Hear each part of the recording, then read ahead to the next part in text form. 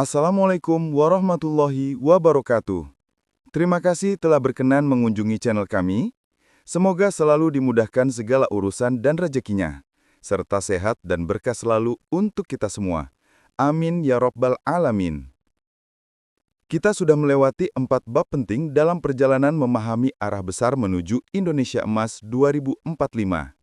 Dan sekarang, saatnya kita lanjut ke bab 5. Pembangunan wilayah dan sarana prasarana menuju Indonesia Emas 2045. Bab ini akan membawa kita lebih dalam untuk memahami bagaimana pemerataan pembangunan antar wilayah, penguatan konektivitas nasional, dan penyediaan infrastruktur yang tangguh menjadi kunci penting dalam mempercepat transformasi menuju Indonesia yang maju dan berkelanjutan. Karena pembangunan bukan hanya tentang membangun gedung dan jalan, tapi tentang membangun keseimbangan antar wilayah, membuka akses dan kesempatan bagi semua, serta memastikan tidak ada daerah yang tertinggal dalam perjalanan menuju Indonesia Emas. Di video ini, kita bakal bahas tentang arah pembangunan wilayah Indonesia di masa depan, penguatan sarana dan prasarana sebagai tulang punggung pertumbuhan, dan bagaimana semua itu saling terhubung untuk memperkuat daya saing bangsa. Jadi, siapkan semangat belajar kamu. Kita mulai petualangan baru di bab 5. Pembangunan wilayah dan sarana prasarana menuju Indonesia Emas 2045.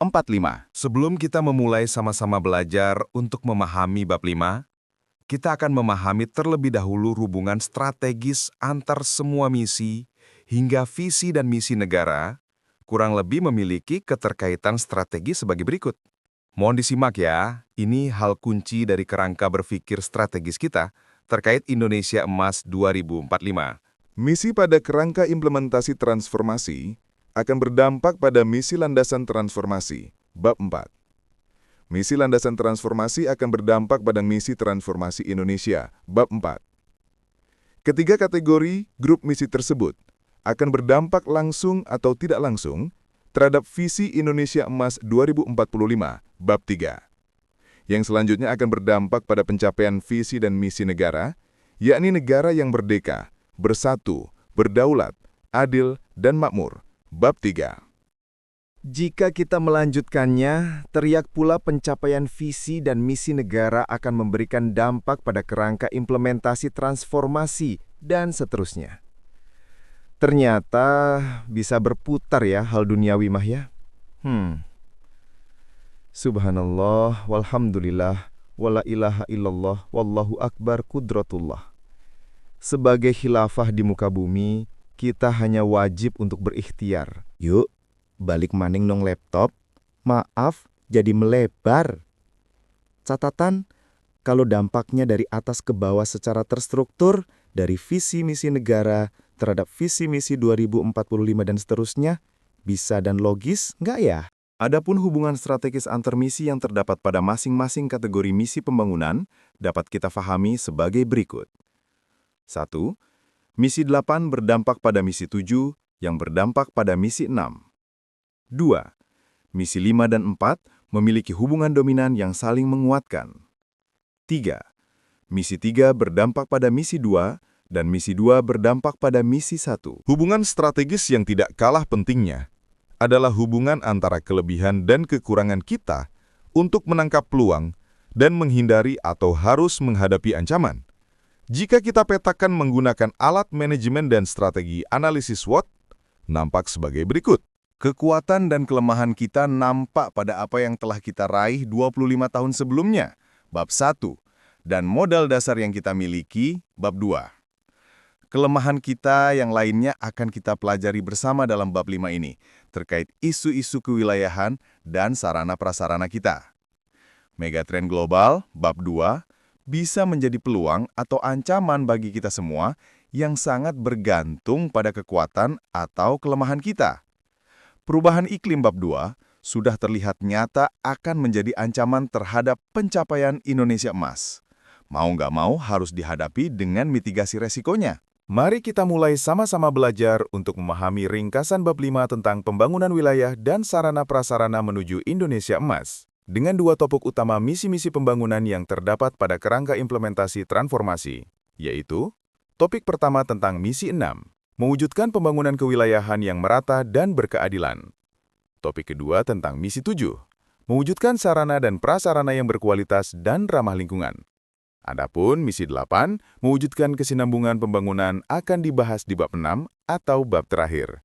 Kedua topik utama yang terdiri dari misi 6 dan 7 akan dibahas secara bersamaan dalam beberapa subtopik sebagai berikut.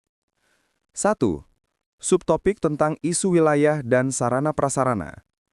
2. Subtopik tentang arah pembangunan wilayah. 3. Subtopik tentang kebijakan umum kewilayahan. Kesenjangan antar wilayah menjadi tantangan yang harus diatasi dalam 20 tahun mendatang. Penyebab utama kesenjangan adalah terpusatnya sumber daya penggerak ekonomi seperti persebaran penduduk, tenaga kerja terdidik dan terampil, investasi dan kredit perbankan, serta sarana dan prasarana di Jawa dan Sumatera. Selain itu, kondisi Indonesia sebagai negara kepulauan juga merupakan tantangan yang memperlebar kesenjangan antar wilayah.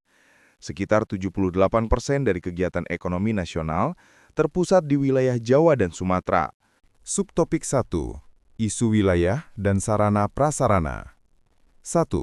Pusat pertumbuhan belum berkembang di luar Jawa. 2. Produktivitas di perkotaan rendah akibat desain dan tata kelola. 3.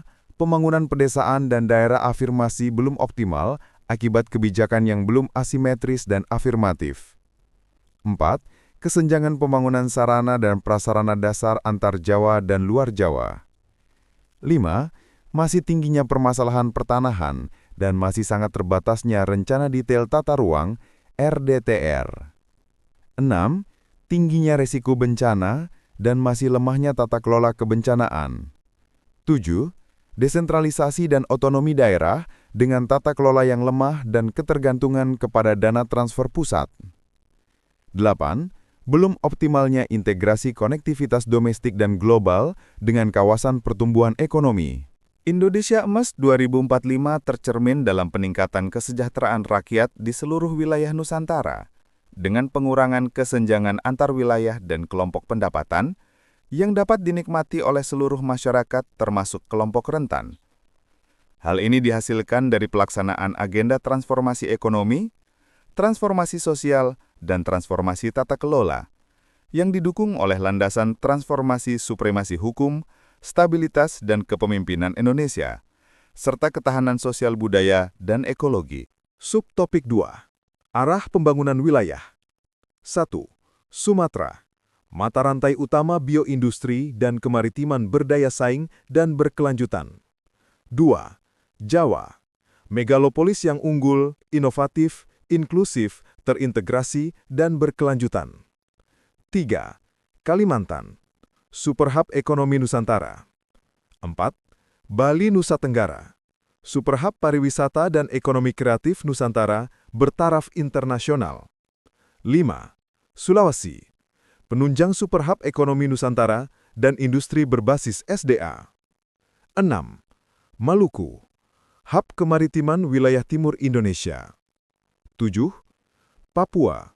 Percepatan pembangunan wilayah Papua menuju Papua sehat, cerdas, dan produktif. Subtopik 3. Kebijakan umum kewilayahan.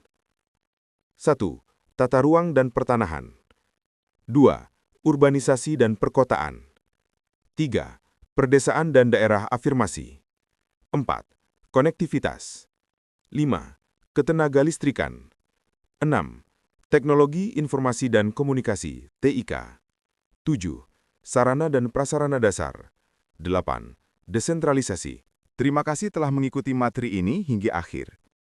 Selanjutnya, kita akan memasuki bab 6, mengawal Indonesia Emas, kesinambungan pembangunan. Bab krusial yang memastikan seluruh agenda besar bangsa ini terus berjalan, tertata, dan berkelanjutan. Sebelum Anda lanjut ke video berikutnya, pastikan untuk like, komen, dan share. Aktifkan lonceng notifikasi dan subscribe sekarang juga, agar Anda tidak melewatkan pembahasan penting selanjutnya. Tetap jaga semangat, tetap berkomitmen, dan mari bersama-sama kita wujudkan Indonesia Emas 2045.